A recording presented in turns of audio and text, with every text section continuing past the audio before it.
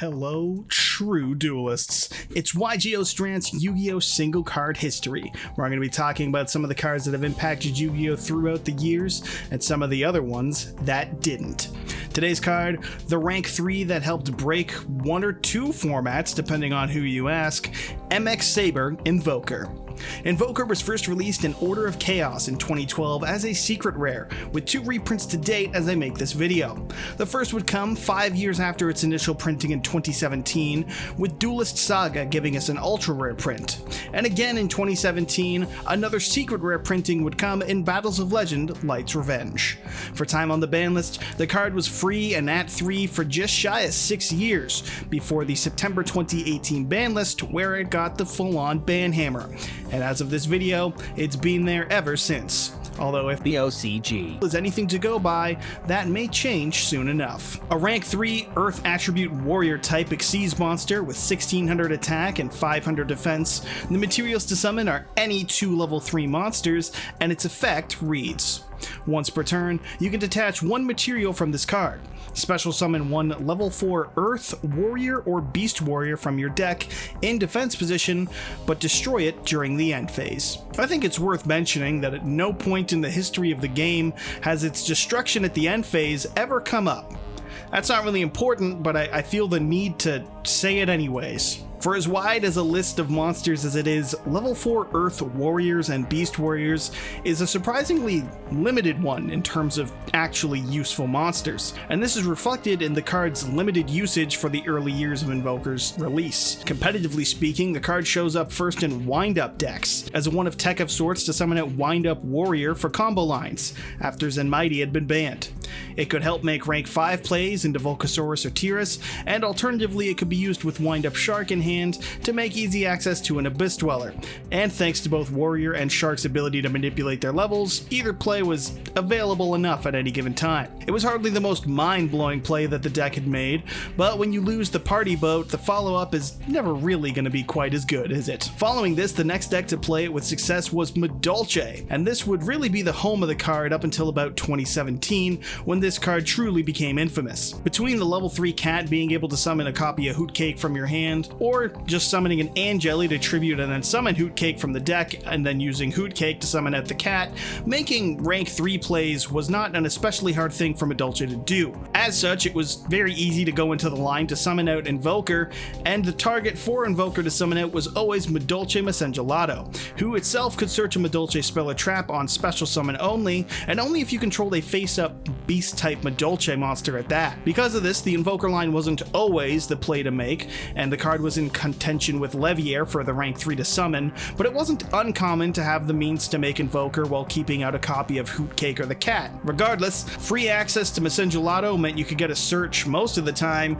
and Tiramisu access just about every time, and as such, Invoker was a staple of the deck for as long as it was legal. As said, this was where it stayed right up until about all the pieces and stars aligned for it to become truly abusable in 2017. With the release of the Zoodiac archetype, the game suddenly had a number of level 4 Earth Beast Warriors that made Invoker become a very strong card.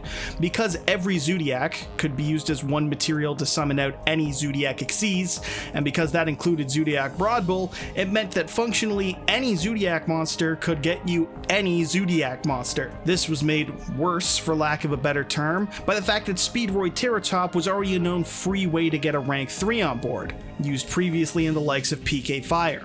Terratop's ability to summon itself for free if you had no monsters, and then search out Takatomborg, who could summon itself if you controlled a wind monster, was an excellent way to get any rank 3 without even using your normal summon. This made the Speedroid engine and Invoker a staple in damn near every Zoodiac deck, due not just to the free advantage, but the fact that that free advantage meant you could get any monster in your deck for whatever board it is you wanted to make or break. The Speedroid engine was played in both Pure Zoodiac and Kaiju Zoodiac, 2 of the 3 variants that rose to prominence in the format specifically to get out Invoker. The last variant of the Triangle of Zoo format was True Draco Zoo, a deck that played the True Draco engine to abuse Masterpiece alongside Zeus. But even that deck still played Invoker.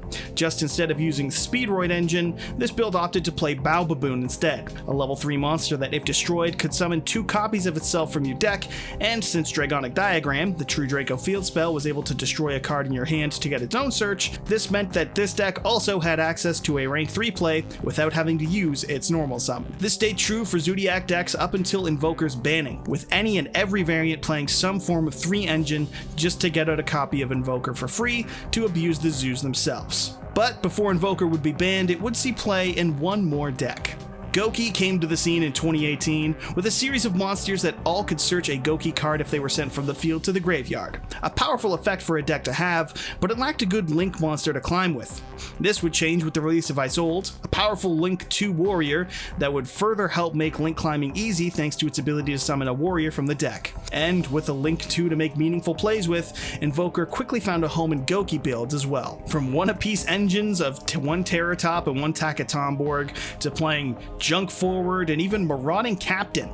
More than a decade after its debut, the deck would play a number of level 3s just to get out access to Invoker. Also, it could summon a Goki from deck, namely Suprex, and then link those 2 off into Isolde. This would get you a search with Suprex, a search from Isolde, and you could then use Isolde's effect to summon another monster. It was a very strong play, and thanks to pre-errata Firewall, it was one that saw meta success as a combo pile to extra link the opponent, locking them out of the extra monster zone and the duel entirely, with cards like Nightmare Ibli. This era of Yu-Gi-Oh! Is of course remembered fondly by those who played it, and also I lied and it fucking sucked. But it was enough to finally get Konami's attention, it seems, and its use in Goki along with lingering Zoodiac decks ultimately saw Invoker banned in September of 2018. And now, 5 years later as I'm making this video, it's still banned here in the TCG. But, as is the case with every card on the list, the question is, should it be? Zoodiac has been heavily neutered from what it once was. Trident and Broad Bull are banned, and so is Barrage, and Zoodiac Wrapped here is now limited, as is Terratop. And between the errata to Firewall Dragon and the fact that Synchro, Xyz, and Fusion monsters no longer need the extra monster zone to be used, coupled with the loss of Nightmares, Mermaid, and Goblin, Goki is also a shell of its former self. And beyond these 2 decks, as I mentioned at the beginning, there aren't a ton of crazy targets for this card to summon, certainly not at the present moment. Yeah, Madolche would like it again. 6 Samurai can use it to access a searcher, but it's not able to get the best search target because Konami just likes to bully 6 Sam players, I guess. And I guess Subterra Nemesis could use it. That's really not a lot of crazy stuff, and nothing that would break the meta. Oh, and I guess, M-X-Saber, its archetypal deck could maybe use it, but I don't know if they would, honestly. I think they'd maybe rather just make synchro plays, but you can tell me whether or not I'm wrong for saying that. Of course, you can bring up the fact that just because it's not broken now doesn't mean it won't be sooner or later. Zoodiac proved that Konami can easily release a deck that would make it very crazy again, and Lord knows Earth Warriors or Earth Beast Warriors aren't exactly an out-of-line combination of attribute and type to never see coming again in the future. Overall, Invoker's a generic rank 3 with the means to summon level 4s from the deck of a particular attribute and type. It's always going to be as good as the cards it can summon, and whether that makes it great or useless is up to you, and I suppose Zoodiac's placings on the ban list. As long as generic rank 3 engines exist, it's always going to be a way to cheat out 4s in other decks, and since it can now represent a Link 2 by itself, it's always going to be a solid card. I personally don't think the card needs to be banned still, but if the party boat is any indication, Konami seems fine with keeping some monsters in chains longer than others. Whether or not we get it back, it's a card that exists on the cusp of relevancy, and for that reason, it's always going to be one that's met with some level of contention. And so that's our look at Yu-Gi-Oh! Single card history, M-X-Saber Invoker. Stay tuned for our next video, and feel free to suggest some cards to review or what type of video you'd like to see. Don't forget to like, and as always, subscribe to YGO Strats to impress your smokin' Italian wife, and so you too can be a true duelist.